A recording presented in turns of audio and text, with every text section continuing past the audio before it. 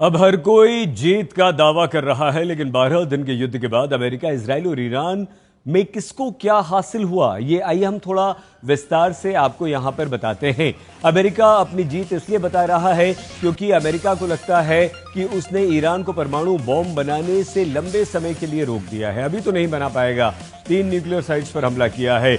युद्ध विराम करवाकर ट्रंप ने नोबेल पुरस्कार पर अपना दावा मजबूत कर लिया है।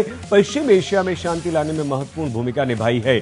पश्चिम एशिया में अमेरिकी दखल और उसकी भूमिका प्रभाव और मजबूत हुआ। ये 3 पॉइंट ट्रंप के हैं।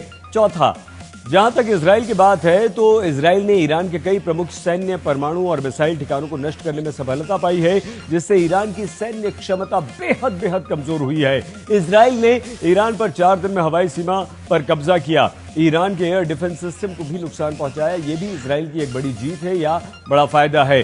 ईरान की पूरी टॉप मिलिट्री लीडरशिप को मार डाला है, खत्म कर दिया। ये बहुत बड़ी इसकी जीत है नेतन्याहू की। अब ईरान को क्या मिला? लेकिन ईरान ये बिल्कुल नहीं मानता है कि ऐसा इजराइल ने कुछ भी किया है। ईरान भी अपनी जीत के दावे कर रहा है। कैसे? ईरान कह रहा है कि वो इजराइल में बड़ी संख्या में मिसाइल और ड्रोन हमले करने में सफल रहा, जिससे इजराइल को भारी नुकसान पहुंचा है। इजराइल के कई सारे इलाके खंडहर में उसने बदल दिए। ईरान ये भी कहता है कि वो ये भी सिद्ध करने में सफल रहा कि पूरे पश्चिम एशिया में अकेला ईरान ऐसा देश है जो अमेरिका और इजराइल को चुनौती दे सकता है। दोनों मिलकर उससे लड़ रहे थे, लेकिन वो झुका नहीं, डटा रहा। इसके अलावा अमेरिका और इजराइल की तरफ से अपनी पूरी शक्ति लगाने के बावजूद दोनों देश ईरान में सत्ता परिवर्तन यानी कि खामेनेई को अलग करने से सत्ता में हटाने में विफल रहे हैं।